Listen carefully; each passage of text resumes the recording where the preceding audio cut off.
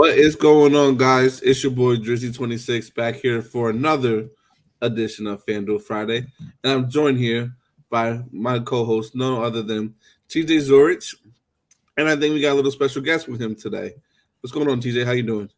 Doing well. Obi was crying by my feet. He needed a little attention, so I figured we'd bring him on the show as well. He's got some good DFS picks for today. You know, we won a little money last week. It was close to going off for more, but it was a profitable week nonetheless. So we will take it. Geno Smith kind of carried us to some dollars, even though the Josh Allen and Jalen Hurts failed me last week. But guess what? Bearing the lead, surprise to surprise. It's a Josh Allen and more likely Jalen Hurts week again for me this week. Yeah, exactly. I feel you on that. Had a good week last week myself. I should have played more Geno. I was all over early last week and just didn't play more than I wanted to. I tried to get different and play some Russell Wilson, which wasn't bad. Just wish I would have played a lot more Geno and not eliminated Jared Goff like I did, because that would have paid dividends. But like you said, we got another week, and then it's another day to win some money. So let's get into this a little bit. We got quarterbacks here, and as you mentioned before, the top of the top is going to be the ownership is going towards Josh Allen and Jalen Hurts right now, and Tom Brady being the top three most owned quarterbacks here on this slate.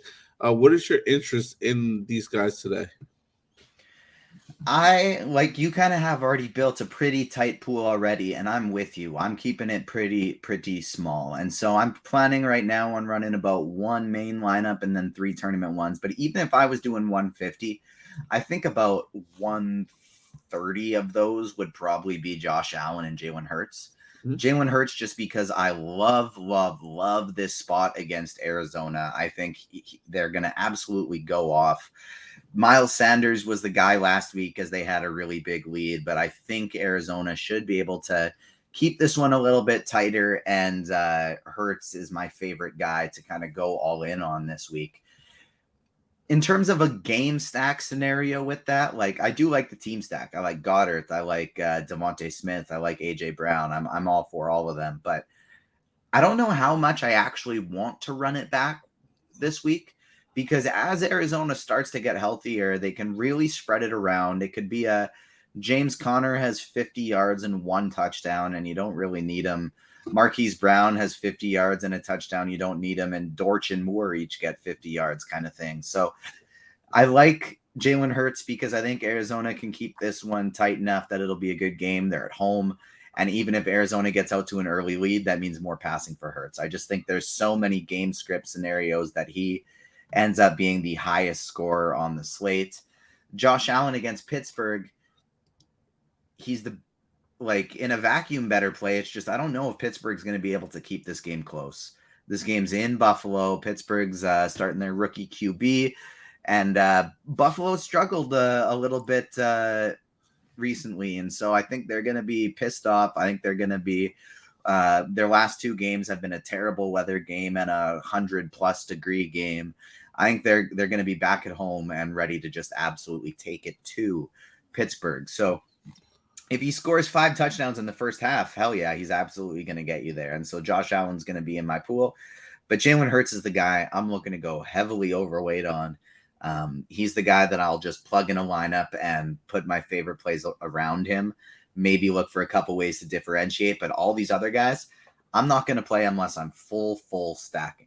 Tom Brady, I'm playing with bare minimum 2 pass catchers, but probably 3. Because if he's going to outscore a running QB like Jalen Hurts or Josh Allen, it's going to be because he throws 5 touchdowns. 3 isn't going to do it. And so Tom Brady, I want at bare minimum 2 pass catchers with him, but probably 3. We got Cameron Braid out of the game, so maybe we'll end up with a cheap tight end play we can roll with here. We'll see. But it's full stack there for me. Kyler Murray, it would still be a stack, but maybe just a 2. And I don't know who I'd really want to stack it with. Maybe Brown and Ertz. I'm okay with that if I'm running it back with a Miles Sanders and AJ Brown, something like that in a game stack. But I do like the Philly side quite a bit more. If I'm playing Kyler, I think it would probably want to be on the other site that we're not getting to today. But Justin Herbert, he's fine. I don't mind it. Geno Smith, I don't think I really want to go back. Andy Dalton would be somebody I think I'd maybe be willing to take a shot on in like 3 or 4 lineups in 150. That's kind of how I view guys like Smith, Mac Jones, Andy Dalton, even really Justin Herbert, even though he's a much better quarterback, just at that price. That's kind of how I'm viewing it. Like those are going to be 3 to 5% guys, while Jalen Hurts is going to be at least 50%. Yeah, I completely get that for sure. I was just sorry. I was looking up when you brought up Tom Brady with the touchdowns. I was like, hold on, let me look and actually see how many touchdowns he's thrown against Atlanta. And since he's been with the Tampa Bay Buccaneers, his first game he had 2 touchdowns, but had 390 passing yards. But after that, it's been 399 and 4 touchdowns, 276 and 5 touchdowns, 368 and 4 touchdowns. So Tom Brady might be on to something, and he's perfect against them too. Has never lost a game to the Atlanta Falcons in his whole career. So it's a great spot for him, and I see why everyone's on him. That makes a lot of sense. I definitely will be getting to him today. I think he's a very, very, very interesting play. And I love this spot for, like you said, 2 of his receivers definitely. So, and he has a lot of good options, which makes it good for GPPs. So, like multi-entering, you can go with like you can go with Mike Evans. You could go with Godwin, who's back to 100%. You got Julio Jones in a revenge spot, Russell Gage in a revenge spot. You can go any of those routes, and you can even use Leonard Fournette, who I know is probably going to be popular too, because he does catch some passes, or White as well, who's the other running back there, who got a lot of passing work yesterday too as well. So you can see we can see a big game from Tom Brady. I like him a lot this week. I think he's very interesting. I like the Kyler Murray call, especially if that game is going to be close, like you mentioned before. If you write a game script where you think that game is going to be a back and forth close game where Arizona has a chance to get up on Philly, then that pushes Jalen Hurts even more. Then Kyler's going to have a big game in order for that to happen. So definitely pairing him with like a guy like Marquise Brown, I think is the way to go. Zach Ertz, obviously, if you want to go that route as well, I think. But I do love the Brown call. And that would lead obviously to the Jalen Hurts opposite side with Jalen Hurts. He is going to if that game, like you said, is what you're saying is going to be.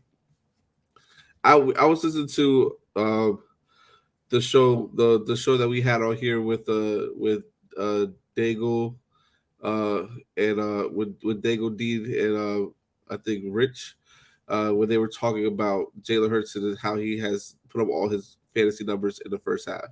And he's had like 30 plus fantasy points in the first half, only 38 passing attempts in the second half throughout these 4 games, and has not scored a passing touchdown or a rushing touchdown in the second half because they are just so up comfortably on these teams. So if you're speaking the way that you're talking and they do challenge them, then my God, we haven't even seen the ceiling yet for Jalen Hurts.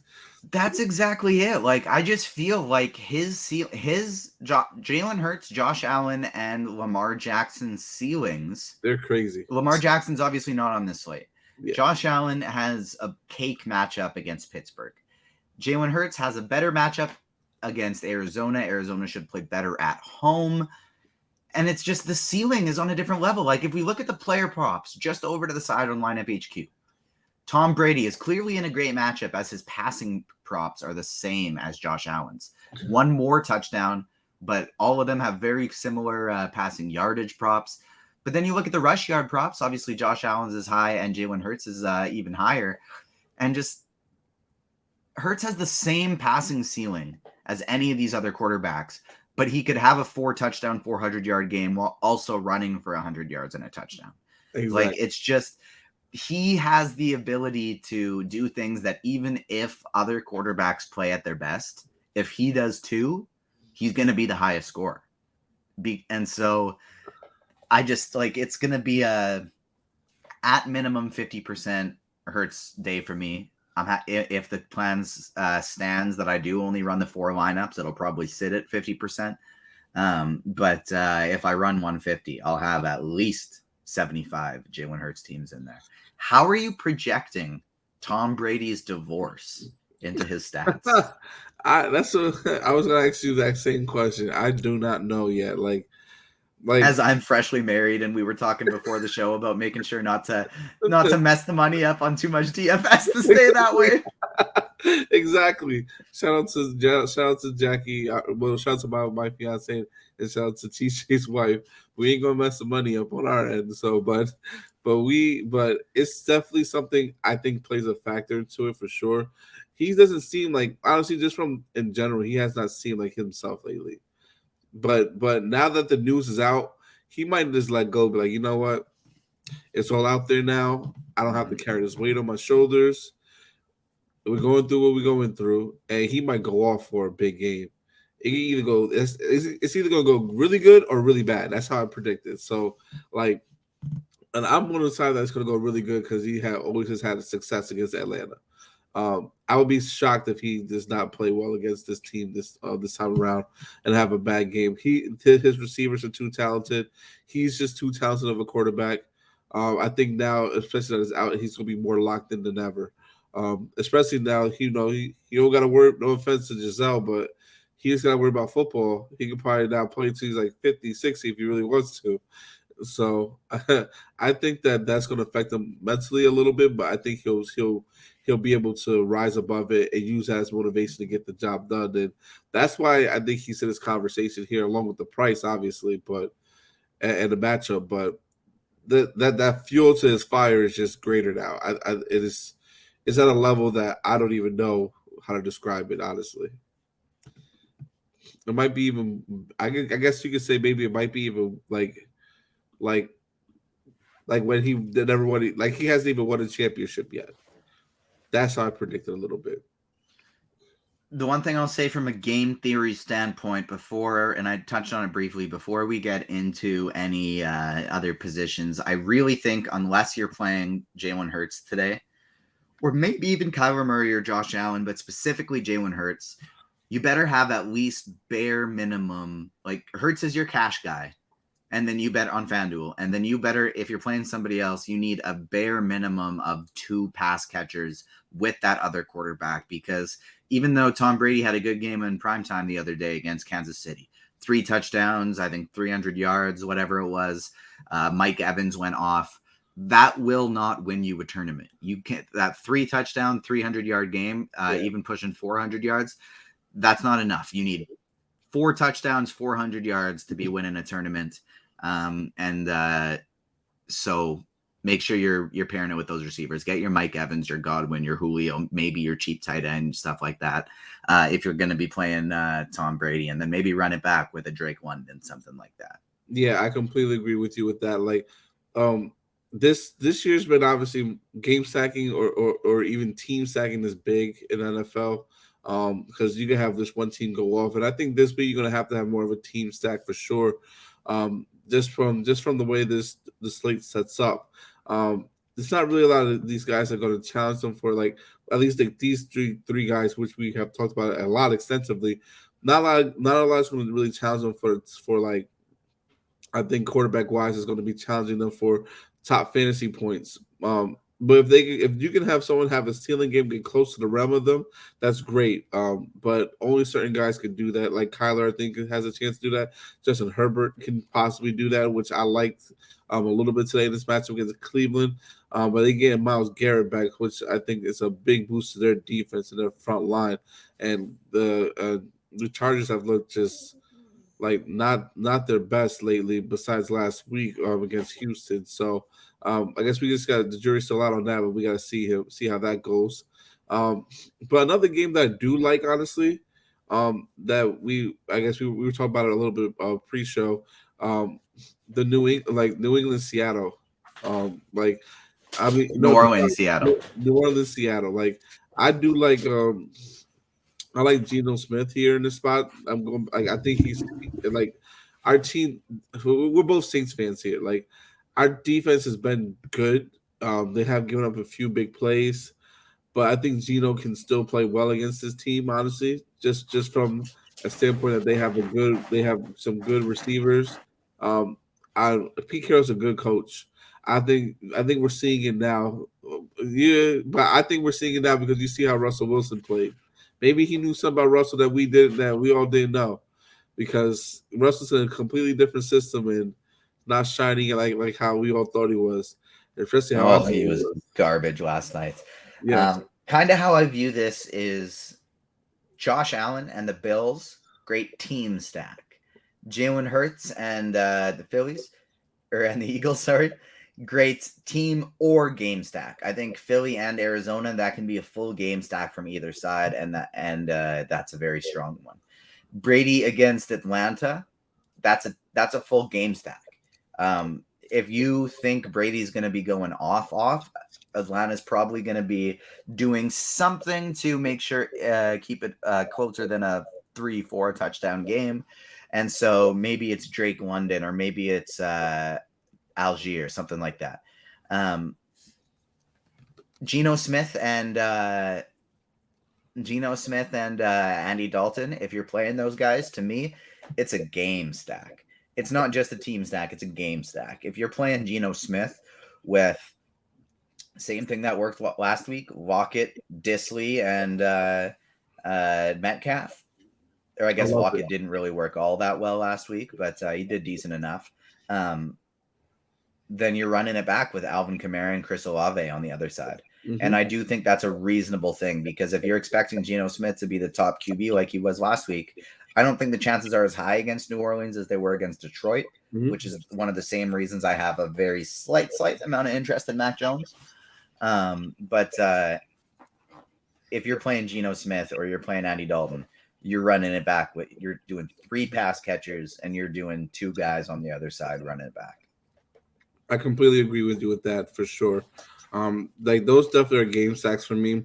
Kind of in a way, honestly, it makes me just like I even contemplate like should I just go with like some of these top guys like Allen, Hurts, Brady, Murray, and maybe a little bit of Cousins, and that's it.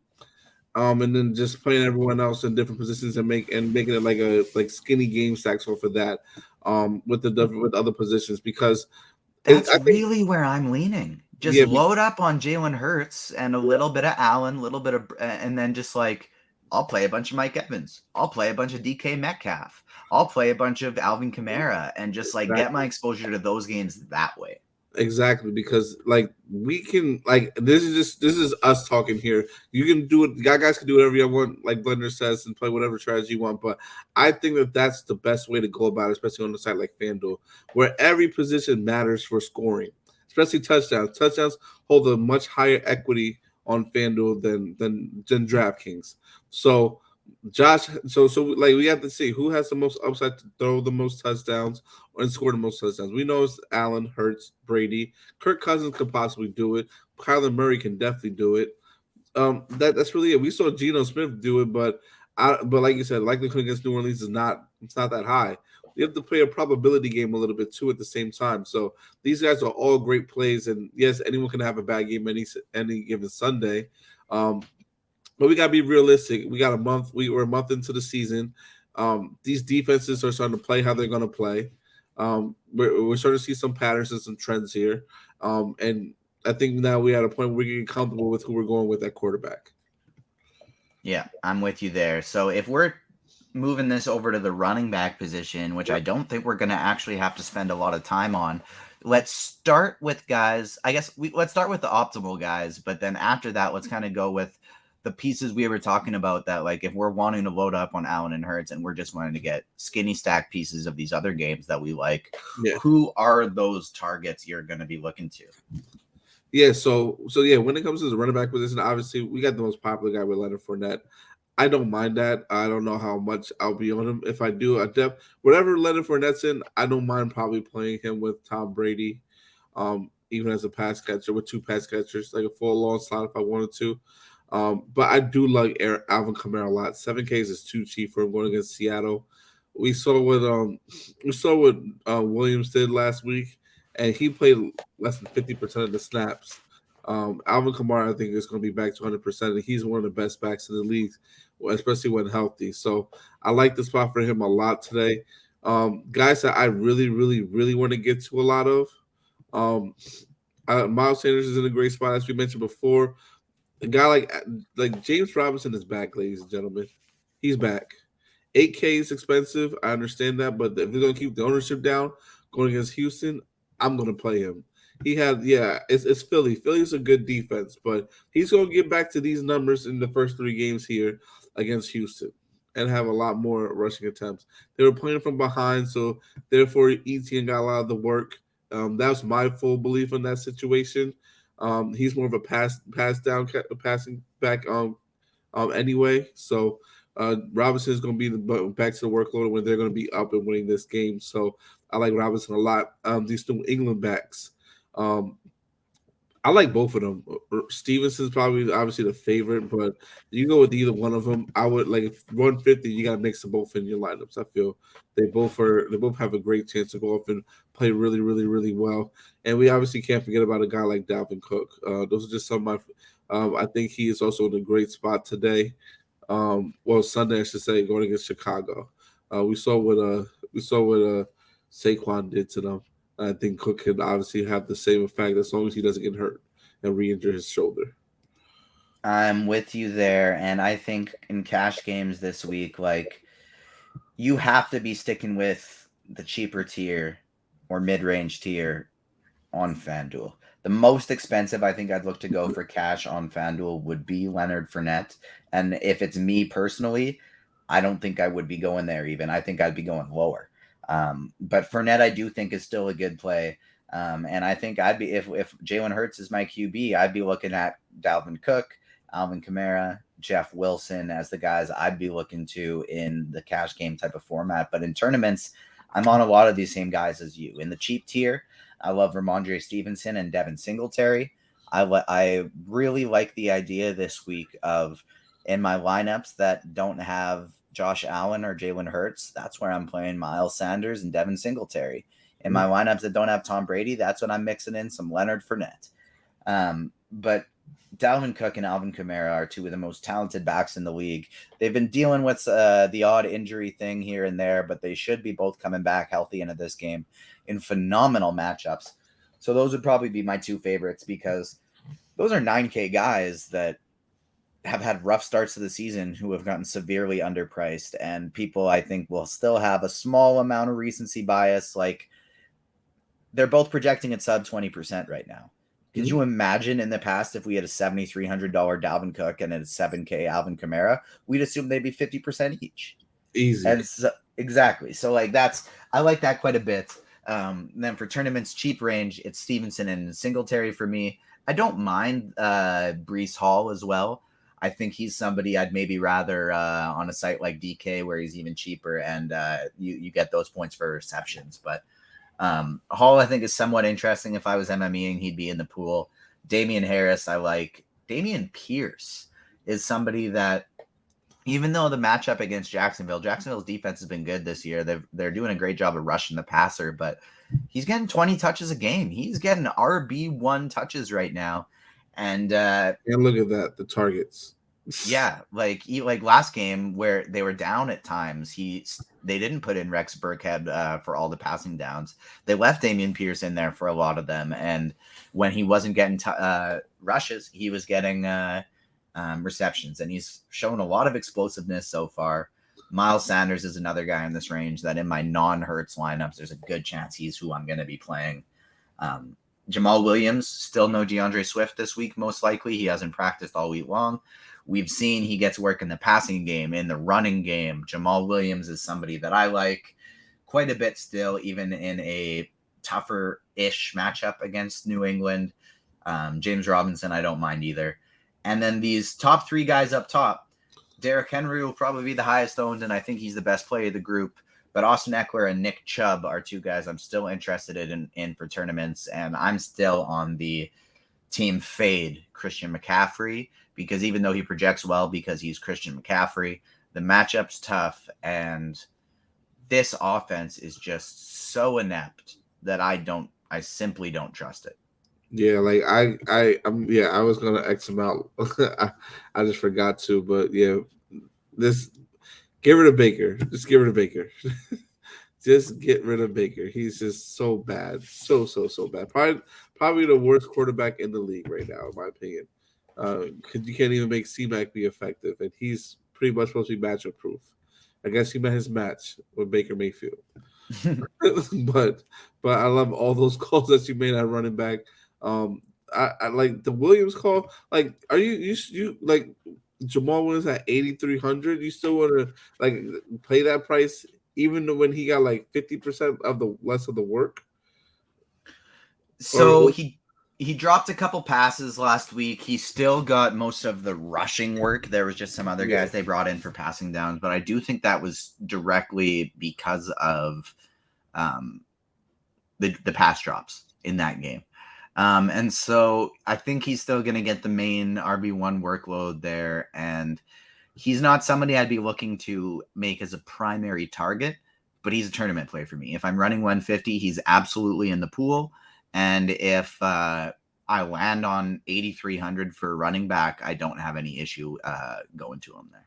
And we have seen New England games sometimes play out a little bit more faster than we expected to be. So I can see that a little bit. So I just obviously see, as you can see, I added him to my pool.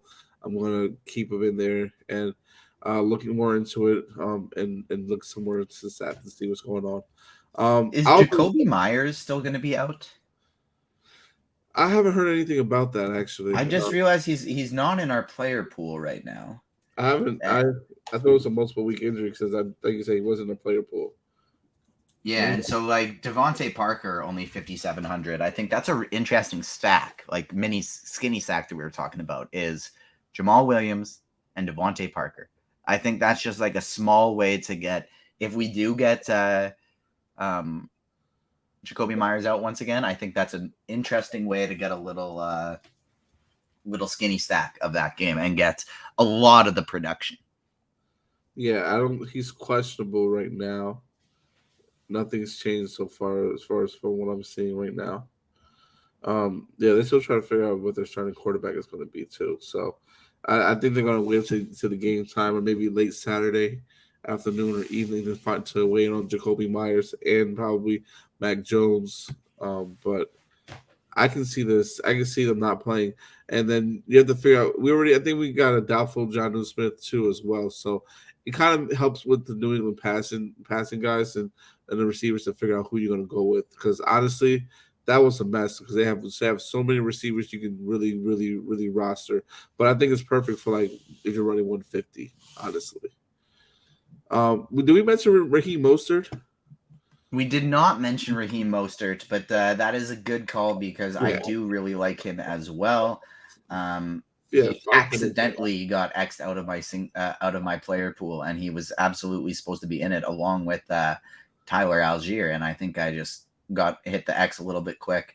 Kareem Hunt is somebody I think I want in that pool as well. So there are some cheapies like Mostert, Hunt, and Algier who will definitely be in my player pool that I think I accidentally X'd out a little too quick as I was getting the bottom end guys out of there.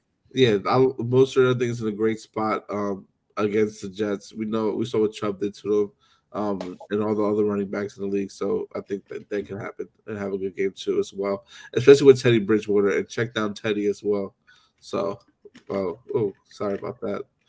All right, let's move on to wide receiver here. All right, we got let me know if that's too big. That's perfect actually. All right, so we got Cooper Kupp leading the wide receiver pack right here with as far as expensive price wise. And in ownership. So how do you feel about Cooper Kupp going against Dallas? Obviously, we already know how Matt Stafford gets down. He just loves him some Cooper Kupp. But what about these other receivers here? So at that price, I think in tournaments you don't have to play Cooper Kupp because $9,500 is so expensive that if he gets 150 yards and 2 touchdowns like he usually does, well, if I get 120 yards and 2 touchdowns from a cheaper guy, then I'm fine. But having said that, he would be the second player after Jalen Hurts that I would be plugging into cash games. If I'm doing a cash setting, it goes Jalen Hurts 1, Cooper Kupp 2, and for me, probably Dalvin Cook number 3. That's probably how I would go about it. And so he's just so good. Like, Matt Stafford hasn't played very well this year, and I don't think I want to play Matt Stafford against Dallas because he's probably going to throw a couple picks. He's probably going to get sacked a few times, but Cooper Kupp is still going to be going off.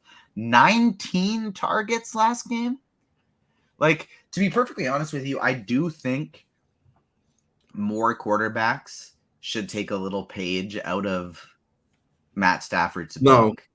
And make sure their top receiver, when they are that caliber, gets minimum 10 targets every game. Oh, yeah, 10 is fine. But not 19, but I'm talking 10 to 15. Like, there are a select group of receivers, Justin Jefferson, maybe Debo Samuel, maybe he's just kind of like on that edge, but like,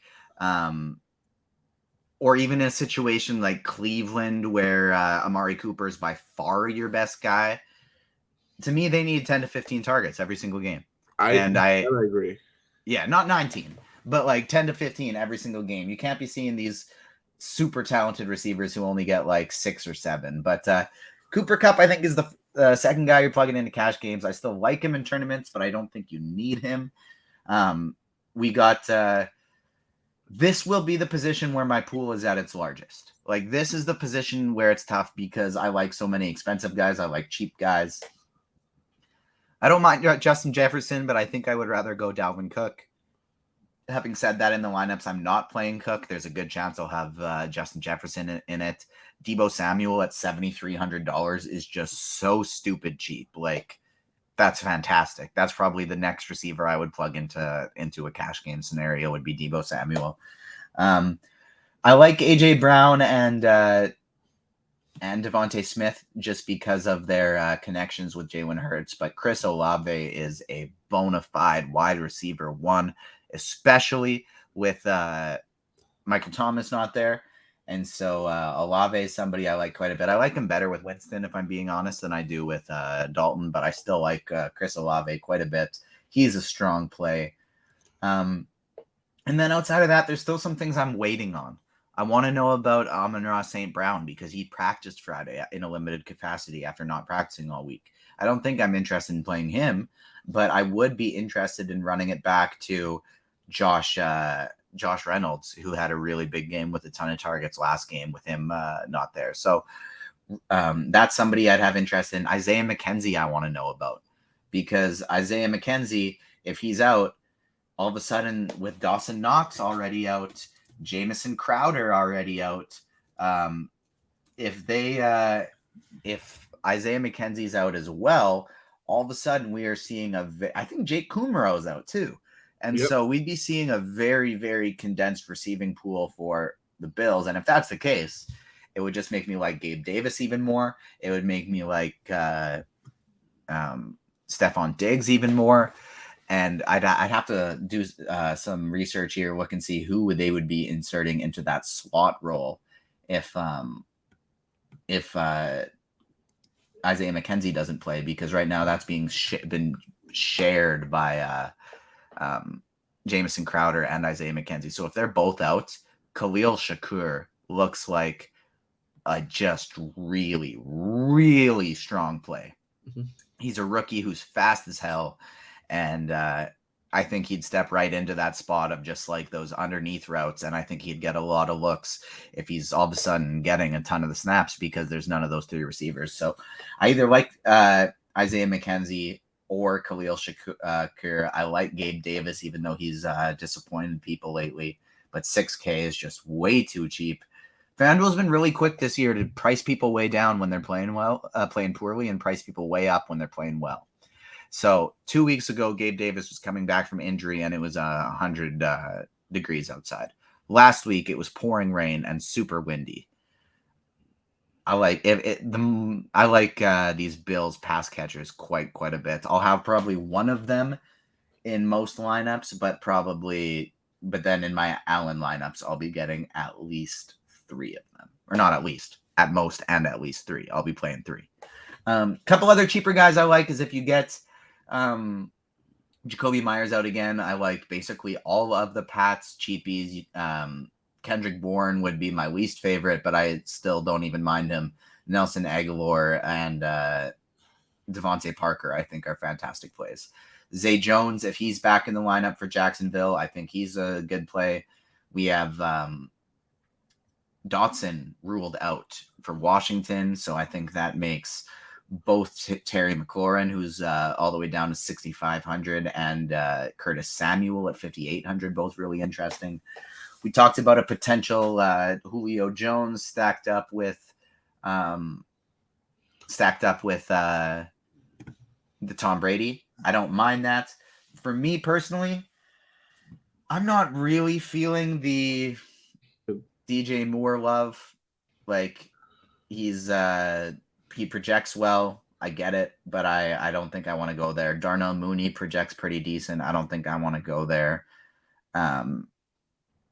The last three, I think I'd want to mention. I've talked about Drake London more. Obviously, this is a ton of people, but pair it to your game script. Pair it with your quarterbacks.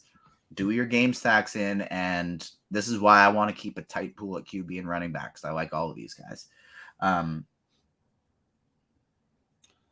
Christian Kirk is the last big one I think I'm really interested in. But other than that, I'm just going to be looking to fill out game script stack stuff. Yeah, I like pretty much everyone you met, and a lot of the guys that you mentioned here for sure. I like this Terry McLaurin. Like, and he's still only going to be 2% owned in this matchup against Tennessee. I'm going to have so much Terry McLaurin, it's not going to make any sense.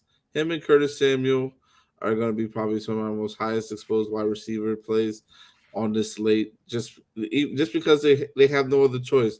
Like, if Carson wins, if this is the week that Carson wins, to me, has to prove that he's worth the money that they paid him, and give the ball to the best guy on the team, which is Terry McLaurin.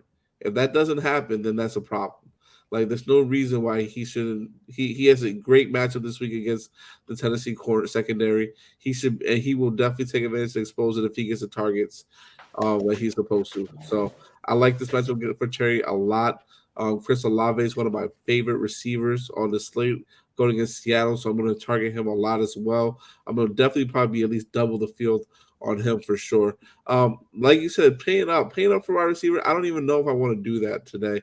Like on principle, I would. Yeah, you would love to keep Cooper Kupp here, but 9.5K. How realistically is that going to be in the winning lineup? That's what you have to think about when you're making your lineup. You know, I think as I build, I think you're right. Like, I almost think I don't want to play him, and I would just rather go to somebody like just play. He's going to be chalky, and we'll talk about him, but an underpriced Tyler Higbee, because. And granted, the value is great. Still, even at 9.5, that means he should be probably like a 10-5 player. But and 19 targets is absurd. Like that, like if I'm Allen Robinson, I'm pissed.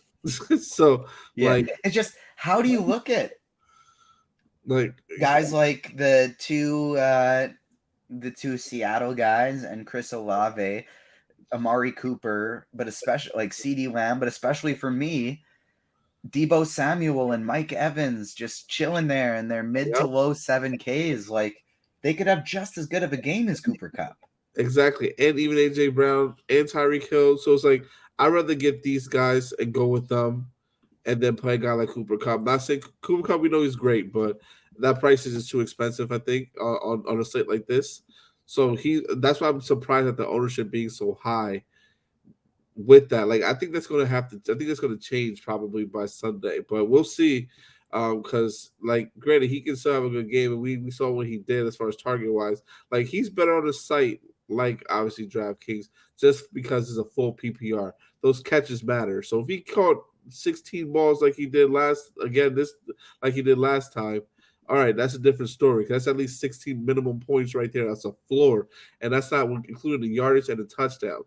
But on a site like FanDuel, you need touchdowns and everything else that you can get. So, and a guy like you said, 120 and 2 touchdowns versus 150 and two touchdowns. I'm taking a guy with 120 and 2 touchdowns for a lesser price than a guy with 150 and 2 touchdowns and a much higher price. So I love that call today a lot. DK Metcalf is another guy like against the Saints to be in some man-to-man coverage and beat the receivers. Godwin, Mike Evans, love both these guys. I think Godwin got a full workload last week too, so uh, I like that he was able to get back to that. So he will definitely be using part of the sacks. I added Julio Jones to the pool, so I think he's a great call today as well. I like Russell Gates too. Like I'm mixing all these Tampa Bay receivers in. Just because he could throw to any one of those guys and they can go off too. So I like that. I like AJ. I mentioned AJ Brown already with Devontae Smith. I like both those guys. Um, I don't mind taking some shots. Like I'm not into the Gabe Davis play like that. I have my player pool. It's just like Pittsburgh. We know like their secondary is still pretty decent. Gabe Davis hasn't got the separation. I want to see that he's healthy before I play him. That's my thing. So I'm gonna play a little bit of him, but not a lot. I do I like and for that same price, I like Robert Woods a lot because he's like the number one guy on that team now. That the other receiver, the rookie wide receiver, is hurt and out for a few games at least. I agree with the DJ Moore play. I think you cannot play him at all. Baker Mayfield is just ruining people out here. So sorry, I'm gonna just exit him right now while we're on the show. But yeah, other than that, I like Jarvis Landry a lot too, because I don't think Mike Thomas is playing this week as well. So Jarvis Landry, Chris Olave, I think they're great plays, great run backs to those other receivers. And if you use Dalton in your Dalton stacks, I think he's great. And we look at Seattle secondary; they're ranked 29th in the league as of right now. That's at the bottom. We saw what Jared Goff did. That was Jared Goff. Like and receivers that were not even as Jared talented. Goff's not a whole lot better than Andy Dalton. No, and Jarvis Landry is a much better talent, I think, than the receivers they had going against him, going against that team last week. So I love Landry and I love Olave to go up for big games. I do like Marvin Jones this week as well. Especially if we don't get no Zay Jones, but we have to see how that news goes and wait. Not Marvin Jones. Let me tell you. So I made this mistake last week. I had 20% Marvin Jones and his role, and I get that it was a windy rain game, so he'll have more targets in a normal game. But his role didn't change at all. All they did was insert Jamal Agnew into Zay Jones's spot in the offense, and then Agnew got Zay Jones's routes and targets. So it was the exact same thing, but Jamal Agnew was in that spot. So I think without Zay Jones, maybe that's somewhere you can go. But we also just got word that Zapka, whatever his name is, for Mac Jones is out, so he will not be starting. And Rondale Moore is going to be a game time decision. So for some reason he doesn't end up playing. Greg Dortch ends up being just a phenomenal value once again. Man, I just dropped him for my season long. I'm about to go try to pick him back up. But yeah, I like that call a lot. The Dortch play, you got to pay attention. And he will be low owned. He will be low owned for sure. So I don't mind the Dortch play at all. So let's move on to tight end real quick because I know we're getting up there in time a little bit. This is a position I think you fill out last. You get chalky if you want. Go with a guy like Tyler Higbee or Zach Ertz. But there's not many guys I'm really going to try to get to. I have a lot here. I probably might want to use this more with when I use double sacks for the most part. Or if I do have one off their low own and have the upside to break the slate, like we saw TJ Hawkinson ceiling last week. I don't mind Logan Thomas as well. And I also do like a good amount of George Kittle here and Will Disley, because he's had double digits in every single game so far this year. So I think that can continue against the New Orleans Saints. What about yourself? Yeah, I like it. Higbee and Ertz, I think, are the two people you look towards in cash games. Dallas Goedert would be my next favorite person here to go to. And if I'm not playing one of those three, I'm getting stupid with something cheap and hoping for the best. That's what it is for me. It's Goddard. I'm okay with George Kittle, Like if you want to make a lineup where you're fading Debo Samuel and Jeff Wilson, and you think today is the day that George Kittle gets 7 targets instead of 4 or 5, and he breaks 2 of them off for long touchdowns, I'm good with that because he's super low owned and super talented. But Goddard, Ertz, and Higbee are my favorite 3. Higbee's probably the one I would look to in cash games. And then other than that, we're getting weird. We're taking shots on whoever ends up being the starter for Tampa Bay. Maybe, I don't even know if Kyle Rudolph is still with them, but he's not in our player pool right now. Maybe it's Cade Otton, who we're projecting for a couple points right now. Maybe I go with Morris for the Bills because we got so many guys hurt. And so if the Bills are really going to have like almost nobody out there, 4 healthy receivers and 1 running back / receiver and 1 tight end, 1 running back / tight end and 1 regular tight end. Like if somebody at 4K gets 2 receptions for 2 touchdowns, that's huge. So I think if I'm not picking one of those 3, I'm going to get weird with one of these backup tight ends who ends up starting, or maybe even taking a shot on a cheapie like Irv Smith Jr. in a lineup. I fade Dalvin Cook and Justin Jefferson, or even somebody like Dalton Schultz, who coming back from injury, backup quarterback, but he's still super duper cheap. Yeah, I completely agree. I agree with that. Take that, and that's a way to win some GPPs. Guys that are not going to be hardly owned, and if they go off and have the same, and if they cost mid price and put up the same score as all these other tight ends, and that's a way to get different. It creates more space for your lineups and to pay up in other spots, and then get to a position like defense, which we're going to close out on real quick. This position right here, you can obviously play whoever you want to play. It's very fluent throughout the fluent throughout the week and changes.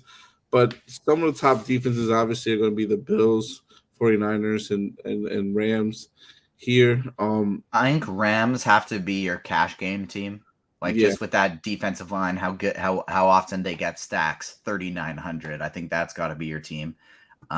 Bills, 49ers, and Bills and 49ers and the Jaguars, I think are all just like super interesting for tournaments at that higher price. Same with the Dolphins.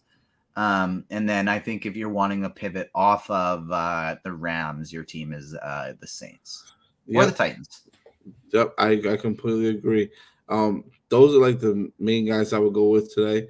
The other team I'd be willing to punt with, sorry, I just have the one more, would be Seattle. In lineups that I'm not playing Olave or Kamara, like Seattle would be my punt, like complete bottom of the barrel team of choice. I was just about to mention them because that's the team. Like if you're feeling like Dalton just has a horrible game, and Seattle just miraculously finds a way to play great defense, then that's where you go at 3,100 today.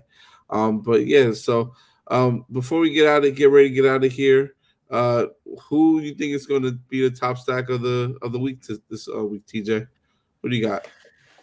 My top stack is going to be Buffalo, and try and get a little bit weird with it, especially if Isaiah McKenzie ends up being out. But my favorite QB overall is going to be Jalen Hurts. And my top stack that I think is going to win all the money this week is probably going to be Tom Brady. I love the Tom Brady call, especially with 4 receiver options that he has to go with. But I do also really, really love the Jalen Hurts call, like you mentioned before. His ceiling is just so high and so crazy. But I don't know if I see that game being close, so we have to pay attention to that. But definitely get them stacks in there for sure. Got anything else to say to the people before we get out of here? Nope, that's about it. Let's win some money. And I don't even remember what show I'm on Sunday, but I'm on something on Sunday, so I'll see you then. All right, we'll see you Sunday. And good luck to everyone. If you have any questions, feel free to reach out to me on Twitter, Jersey26_DFS, or you can reach TJ at TJ_Zwarych5 at Twitter.com too as well, right? Oh, yeah. All right, perfect. So, yeah. So, good luck, everyone, and have a great one.